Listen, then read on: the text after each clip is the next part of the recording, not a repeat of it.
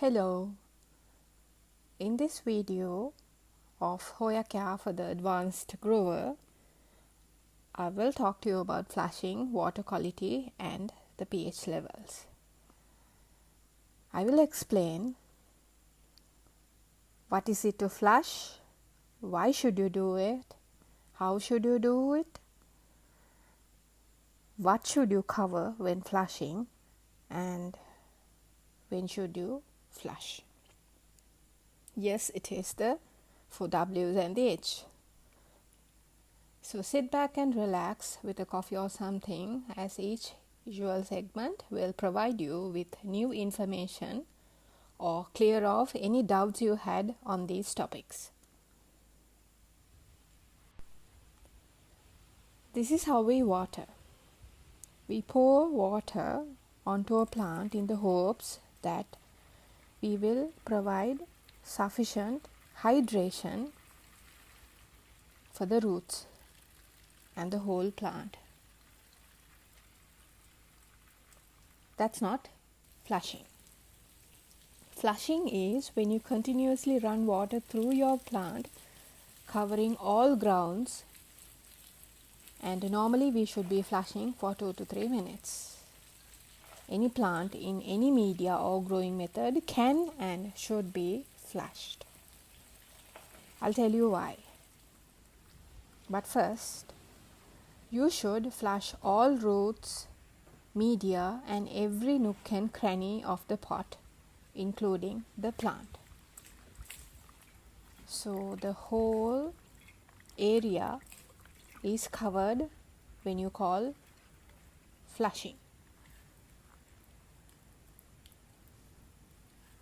By placing the plant under a hose or a shower, a tap, or using a water can, or by soaking for a few minutes, you can enable the plant to get flushed. Any method which will enable water running through the pot can be utilized until you see dead material or debris coming out of the air slots or the draining holes.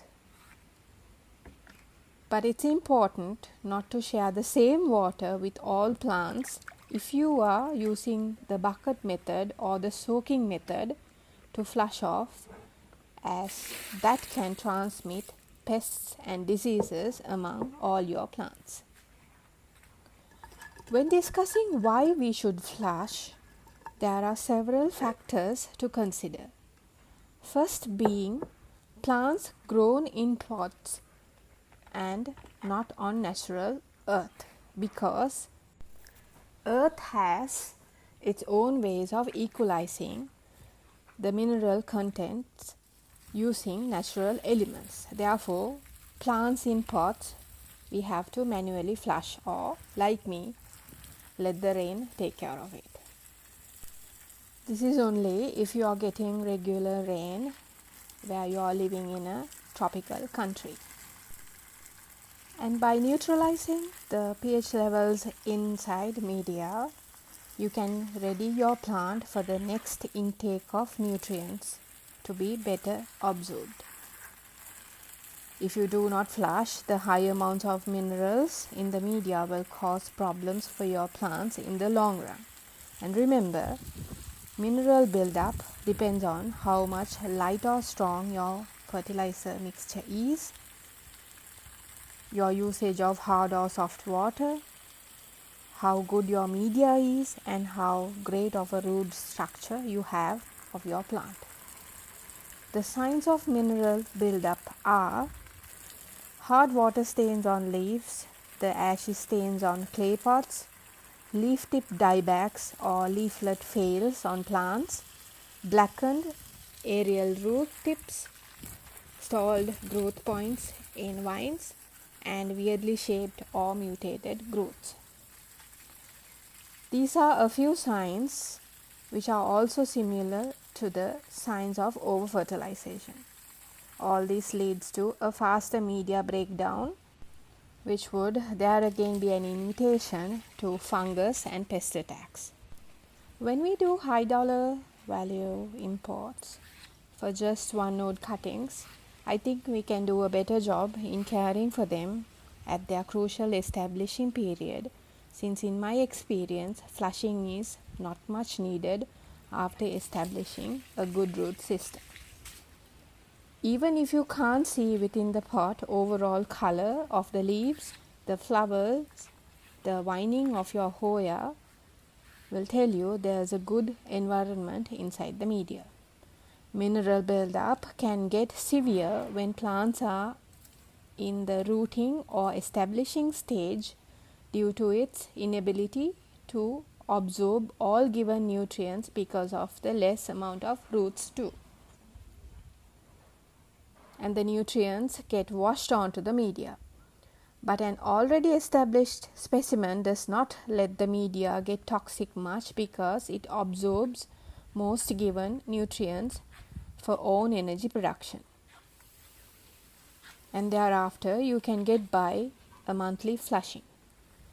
Blooming concerns heavy nutrient absorptions from a plant, and a plant grown in today's global warming conditions are pumped in high dosages of fertilizer. Therefore, it requires a good flushing that would aid better nutrient absorption.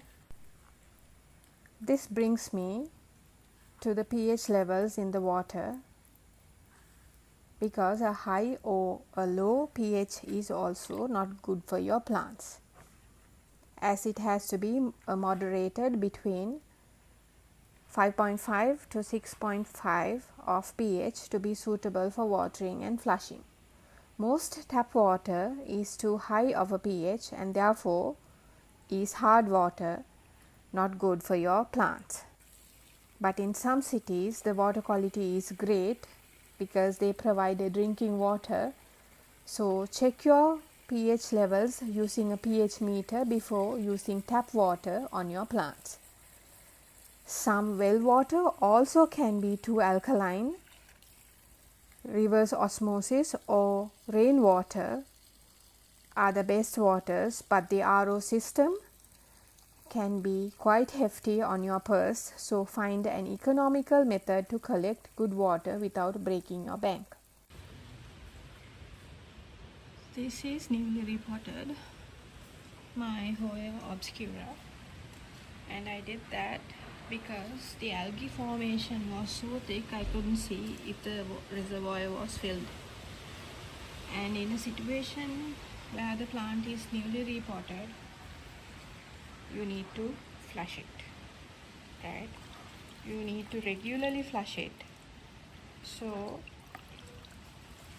the conditions inside the media will be renewed,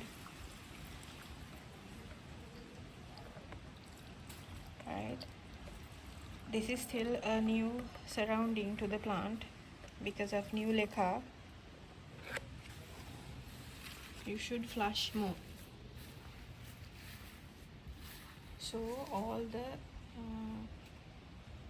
remaining or dying material further can be expelled from these holes. The best water quality for me is from rain, which also has to be harvested from the second or the third day onwards, as the first rain can be acidic. It's also said that the best rainwater is harvested directly onto a container, whether a barrel or a bucket, and not after touching a surface area, which by example roofs or rain gutters, to be able to gain the purest of rain. Changing the quality of your water can improve your plant's health drastically, because a soft water with the minimum amount of salts increases the fertilizer absorption without wastage, aiding the all-over health of your plant and better breathing ability for the roots and leaves. So even if you flush your Hoyas or orchids after 1 hour of fertilization is fine, and I adopt this practice with my orchids after repotting and especially when something new is added to my collection. As the roots have already absorbed the sufficient amount of nutrients until the next fertilization, flushing will allow the roots then to wash off the excess minerals and better oxygen absorption to your roots. So don't feel you are wasting fertilizer, because you can use the excess on the other plants in your garden. I have only spoken about the topics very briefly for your easy understanding.